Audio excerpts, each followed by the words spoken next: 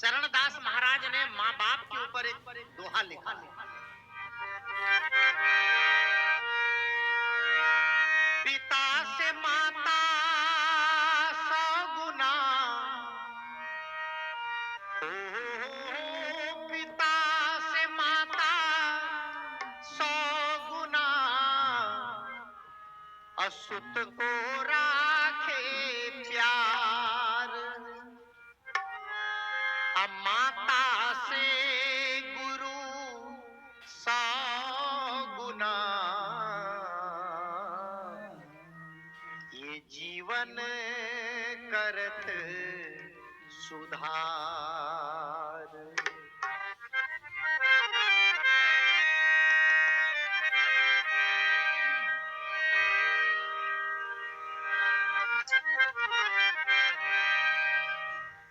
इस भजन का प्रसंग यह है,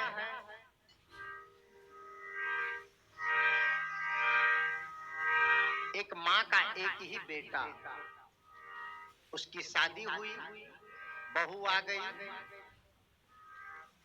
और कुछ बेटा अभागा होता है जो इकलौता होने के बाद भी माँ बाप से अलग हो जाता है। बुढ़ापे में माँ बाप को अलग से भोजन बनाना पड़े, अलग से बर्तन मांजना पड़े, अलग से झाड़ू लगाना पड़े, घर में कोई मेहमान आ जाए तो बूढ़ी को चाय बनाना पड़े, और घर में पतोहिया मौजूद हो, वह घर तो जीते जी नरक है। किस दिन के लिए माँ बाप बच्चों की परवरिश करते हैं, किस दिन के लिए माँ बाप बच्चों के लिए अपनी जिंदगी की दौलत लुटाते हैं? इसी दिन के लिए कि हम बूढ़े हो जाएंगे ना, तो बेटे की शादी करके पतोहिया ला करके और हमारी पूरी घर की जिम्मेदारी संभालेगी, और हम आराम से बुढ़ापा में बैठकर खाएंगे। बेटा पतोहू के होते हुए अगर माँ खुद अलग से भोजन और बर्तन करे, चूल्हा और चौका करे, उस घर के बेटे और बहू का दुर्भाग्य है।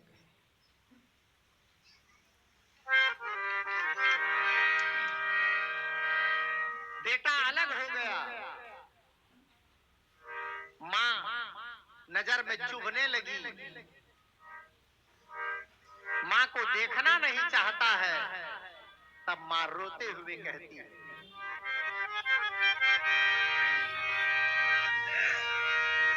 माई जहरिया भैली,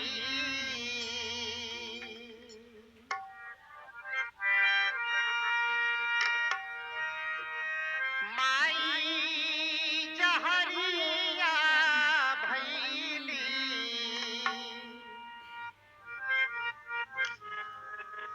अब बहुआ भैली प्यारी राम।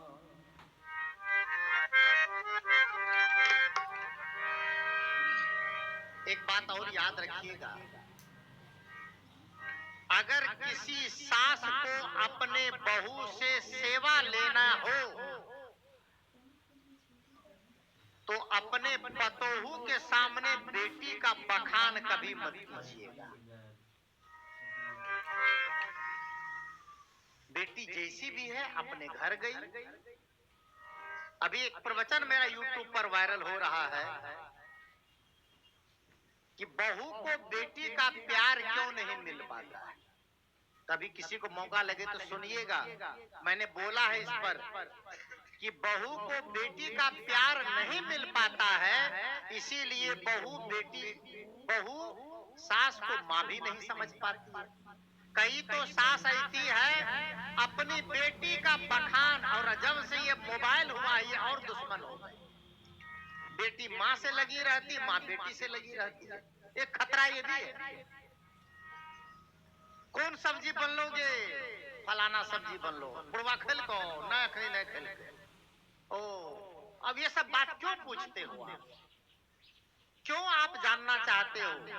अच्छी बेटी का लक्षण है कि बेटी अपने ससुराल की कोई बात नैहर न बताए, और ससुराल की कोई बात नैहर न बताए, और नैहर वाले का दायित्व है कि बेटी के ससुराल में कोई विशेष परिस्थिति आ जाए तब आप दखलंदाजी करें, वरना छोटी छोटी बात पर आप बेटी के साथ में इंटरफेयर न करें। माँ कहती है, मैंने कहा ना कि जो सास कहती हमर बेटी आना, हमर बेटी वाना, हमर बेटी वाना, तब तो अपने बेटी के पास रहो, तब कथिल गीत गावे। जिसकी बेटी के पास आप हो, आप उनके साथ दिल से दिल मिला के रहो। माई जहरिया रे भैली, अब बहुआ भैली प्यारी राम,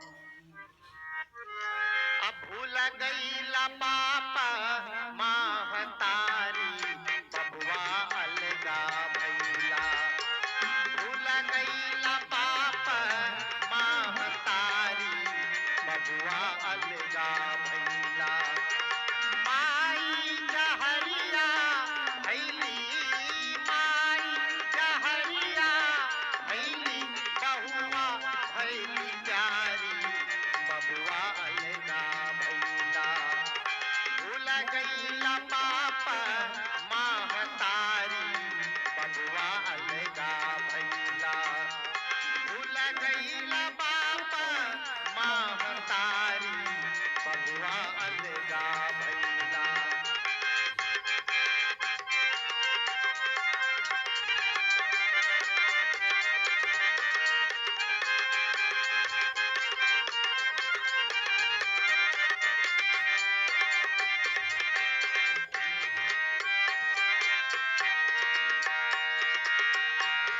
माँ कहती है, ए बाबू, तुमको जन्म देने और पालने में बड़ी मेहनत, बड़ी लागत लगी है।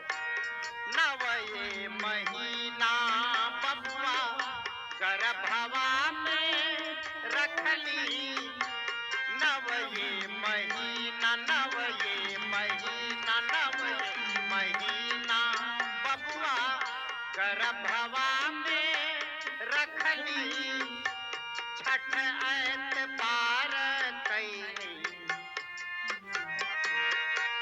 छठ ऐतबार कैली, काया के जरवली, काया के जरवली।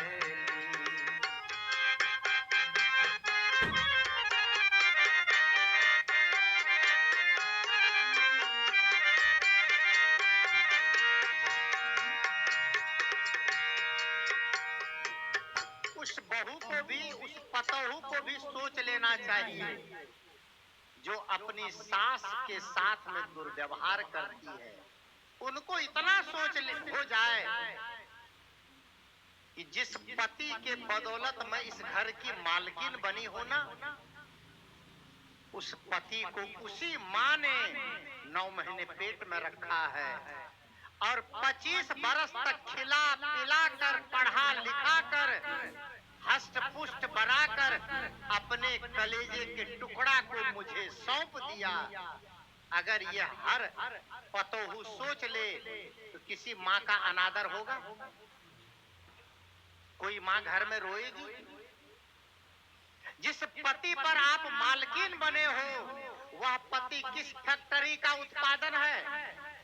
उसी माँ का है जिस माँ को आप दुश्मन मान रहे हो, जिसको बुढ़िया कहकर दुत्कार रहे हो, जिसको टाइम से भोजन नहीं दे रहे हो, जिसकी आज्ञा का पालन नहीं कर रहे हो।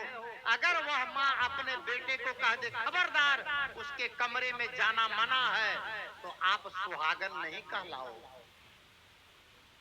इसलिए उस माँ का अनादर, निरादर, उस बाप का अनादर कभी मत करो जिस बाप ने अपनी पूरी जीवन की संपत्ति बेटे को सौंप दिया और कह दिया बेटा तू अब अपने परिवार के साथ सुखी रह, मुझे क्या 2 रोटी चाहिए और 2 कपड़ा चाहिए, और क्या चाहिए।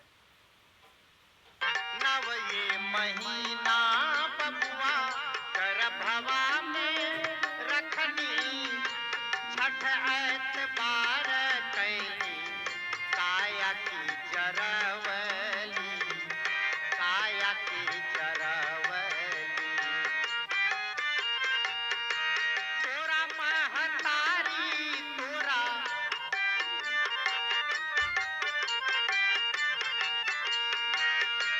तोहरा खातिर बबुआ